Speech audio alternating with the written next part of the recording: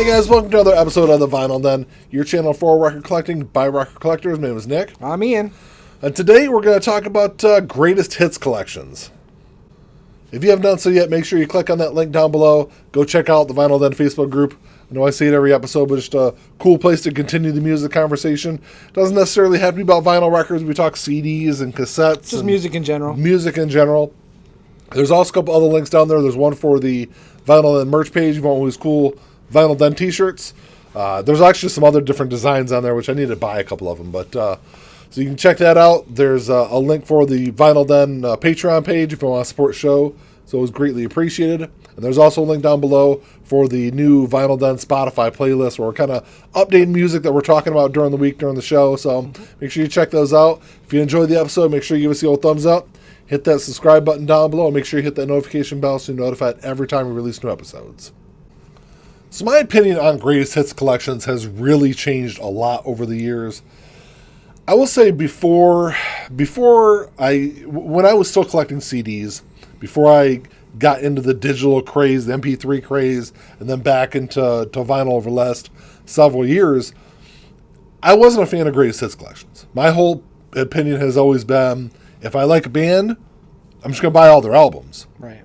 You know, because there is a lot of stuff that is generally on a greatest hits, like the Blink-182 greatest hits album.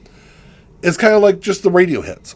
I feel like you kind of miss a lot of the, what I call the soul of the band or the soul of the album. A lot of those deeper cuts that in a lot of cases are better than a lot of the hits that you hear on the radio. Yeah, it's most of your greatest hits would have the first 1, 2, 3, maybe 4 tracks off of side 1.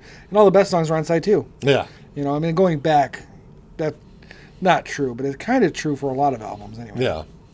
So for me, like you said, if you like a band, you're going to probably like the vast majority of their albums, their songs, and the deeper cuts are generally, like you said, where the soul of the songs are, where the soul of the music is.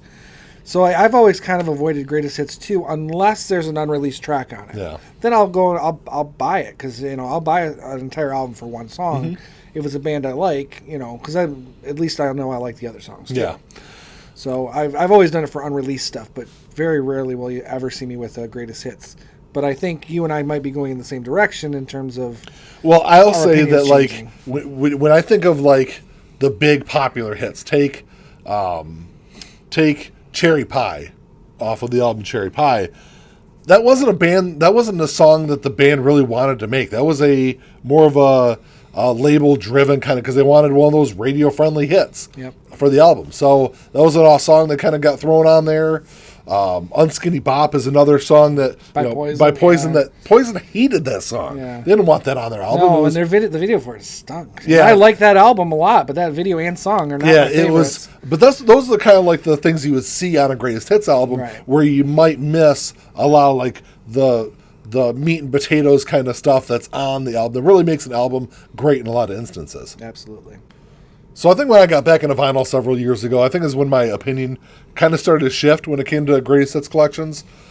Because when you're talking about, especially new albums, they're running $30+. So if there's a band that has 6 or 7 albums that I'm kind of on the fence about, if you take like a Hall & Oates, or like the Eagles for you. I know you're not a big Eagles fan. Right. Those are probably albums or bands that you might be fine with just like a greatest hits collection where you can pick those up for a pretty decent price, $20 to $25 instead of spending, $100 plus buying all their albums new, For me, I agree, and that's kind of where I've moved to. But for me, it wasn't getting back into vinyl. It's actually through streaming I kind of realized that. Yeah.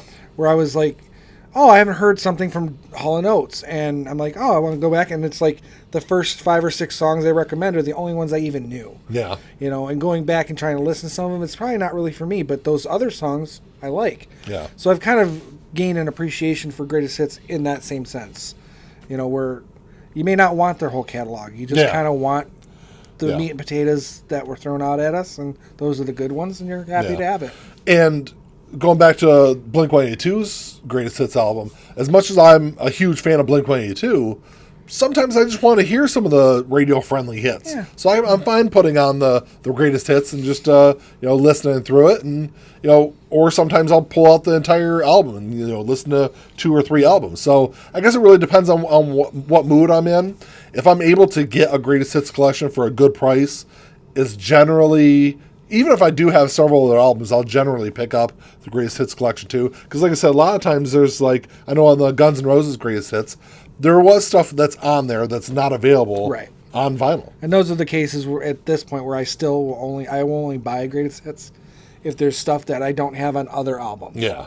If it's a band like that. If it's a band like Hall & Oates, I'll buy the greatest hits. Mm-hmm. But if it's a band that I really like, that I'm really invested in, I'm only going to buy the greatest hits or those packages like that when there's unreleased material or stuff I can't get on vinyl. I think Poison's greatest hits is another great example of a greatest hits package. First off, it looks really sweet. It's on a green and there's 2 different color albums in there, but there's stuff that's in that greatest hits package that's not available on vinyl. Right. So that's the only way to get some of those later tracks from their career. Yep. I think probably my favorite greatest hits collection that I have is the Alice Cooper greatest hits, just because I've always been more of a fan of the Alice Cooper band material. Mm-hmm. And even though Alice Cooper has some great solo albums, that Alice Cooper greatest hits album kind of covers a lot of that earlier period of the band's career at least. And it's one that I played a lot over the years. And it's probably my most played greatest hits album. I think that's kind of the one that most, at least for us in our age group, if you were being introduced to Alice Cooper, that's what you were introduced to with it. Yeah. To them with even though there's some great tracks beyond that aren't included on the greatest hits package. Yeah. I mean, that early Alice period, there's not many bad tracks, to be honest with you. No. But, like I said, that's kind of a good introductory, and I guess that argument can be made for all greatest hits albums. If you're trying to introduce somebody to an artist, to a friend or whatever, a greatest hits might be a good way to start that. Yeah. But I think it really depends on the artist. Yeah. Well, that's all we got for you today, guys. Thanks for checking the show out.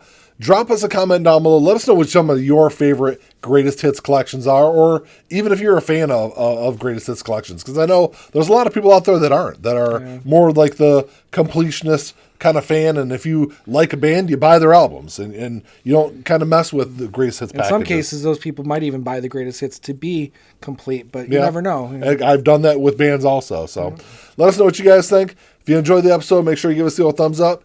Hit that subscribe button down below. Hit that notification bell so you're notified every time we release new episodes. That's all we got. Until next time. Talk to y'all later. Keep on spinning. Peace.